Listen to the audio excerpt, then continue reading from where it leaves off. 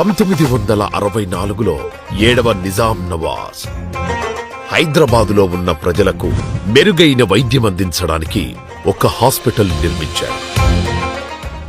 ఆ హాస్పిటల్లో మొదట గాయాలకు, ఎముకలకు సంబంధించిన వైద్యం మాత్రమే జరుగుతూ ఉండేది. అందుకే అందరూ ఆ హాస్పిటల్ను బొక్కల దవాఖానా అని పిలిచేవారు. 1983కి నగరం చాలా పెద్దదైంది. ఆస్పత్రిలో పేషెంట్ల సంఖ్య చాలా ఎక్కువైంది. డాక్టర్ ఎం రంగారెడ్డి ఆధ్వర్యంలో నిమ్స్లోని పరిమిత స్థలంలో మరియు పాత పరికరాలతో పేషెంట్లకు వైద్యం అందించడం కష్టంగా మారింది. 1983 నందమూరి తారక రామారావు గారు ఆంధ్రప్రదేశ్ ముఖ్యమంత్రిగా బాధ్యతలు చేపట్టారు.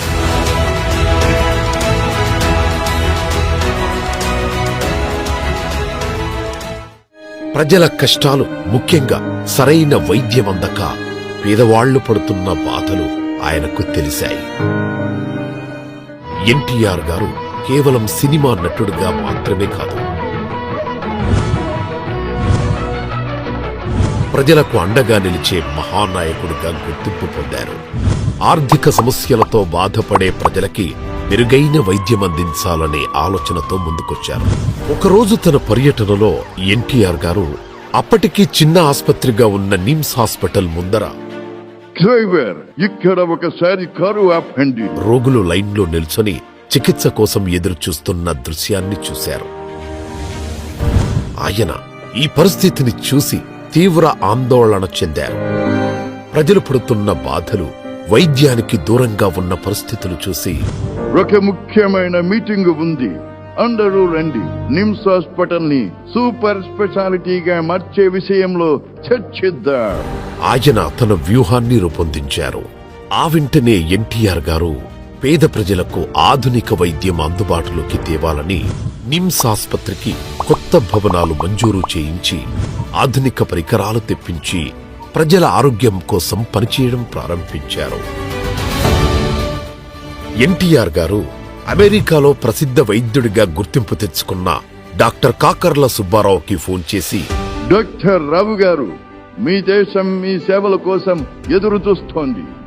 నిమ్స్ హాస్పిటల్ అభివృద్ధి చేయడానికి మీ సహాయం కావాలి. అతన్ని నిమ్స్ కి రప్పించేలా ఒప్పించారు. సుబ్బారావు గారు నిమ్స్ ను ఒక అత్యుత్తమ వైద్య సంస్థగా తీర్చిదిద్దడంలో ప్రధాన పాత్ర పోషించారు. ఎన్టీఆర్ గారు కొత్త భవనాలు కట్టడానికే పరిమితం కాలేదు. ఆయన తరచు రోగులను కలుస్తూ వారి ఆరోగ్యంపై వ్యక్తిగత శ్రద్ధ చూపేవారు. పేదలకు కూడా అత్యుత్తమ వైద్యాన్ని అందాలని ఆయన ఎప్పుడూ పట్టుదలగా ఉండేవారు. భయపడకు బిడ్డ, నువ్వు త్వరగా కోలుకుంటావని, ఇది వరకులా ఆరుకుంటావని నేను నీకు మాటిస్తున్నా. ఒకరోజు ఎన్టీఆర్ గారు నిమ్స్ హాస్పిటల్లో పర్యటిస్తూ ఉండగా యాక్సిడెంట్లో తీవ్రంగా గాయపడిన ఒక బాబును తల్లి హాస్పిటల్ కు తీసుకువచ్చి ఏడుస్తూ ఎన్టీఆర్తో, నా బాబును బ్రతికించుకోవడానికి ఎన్నో హాస్పిటళ్లు తిరిగాను, వాళ్లు బాబును ఈ కండిషన్లో చూసి బతకడు అని వైద్యానికి నిరాకరించారు. చివరి ప్రయత్నంగా ఈ హాస్పిటల్ కు తీసుకొచ్చాను సార్, మీరే కాపాడాలి అని బ్రతిమలాడగా ఎన్టీఆర్ గారు మీ బాబుకు ఏమీ కాదు అని ఆమెకు భరోసా ఇచ్చి, ఏ తల్లి వైద్యం కోసం భయపడకూడదు, అన్ని రకాల వైద్యం చేయడమే ప్రధాన లక్ష్యంగా పని చేయండి. అక్కడున్న వైద్యులచే బాబుకు వైద్యం చేయించి అతని ప్రాణాలు కాపాడారు. బాబు ప్రాణాలతో బయటపడగానే, మా బాబులాగా సరైన వైద్యమందక చనిపోతున్న ఎందరినో కాపాడుతున్న దేవుడయ్య మీరు,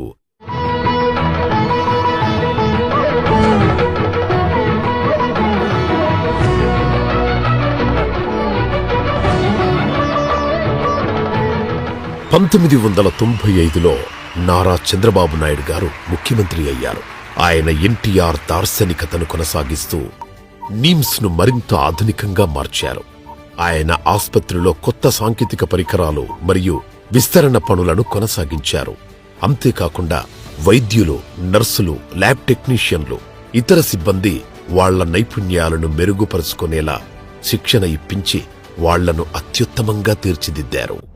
ఇప్పుడు నిమ్స్ ఆస్పత్రి 4000 పడకలు, మరియు 42 ప్రత్యేక విభాగాలతో భారతదేశంలో అతిపెద్ద ఆస్పత్రులలో ఒకటిగా నిలిచింది. ఇక్కడ ప్రతిరోజు 2500 మందికి పైగా రోగులు వైద్యం పొందుతున్నారు. నిమ్స్ కేవలం వైద్య సేవలకు మాత్రమే కాదు, వేలాది వైద్య విద్యార్థులకు శిక్షణ ఇస్తున్న మెడికల్ ఇన్స్టిట్యూట్ గా కూడా నిలిచింది. నిమ్స్ ఎన్టీఆర్ యొక్క దార్శనికతను మరియు చంద్రబాబు నాయుడు గారు చేసిన కృషికి నిదర్శనం. వారి కృషితో ఈ ఆస్పత్రి లక్షలాది ప్రజలకు ఆరోగ్య సేవలందిస్తూ జీవితాలను మార్చుతోంది. ఒక నాయకుడి గొప్పతనం ఆయన చేసే సేవ ప్రజల శ్రేయస్సులో ఉంటుంది. ఎన్టీ రామారావు.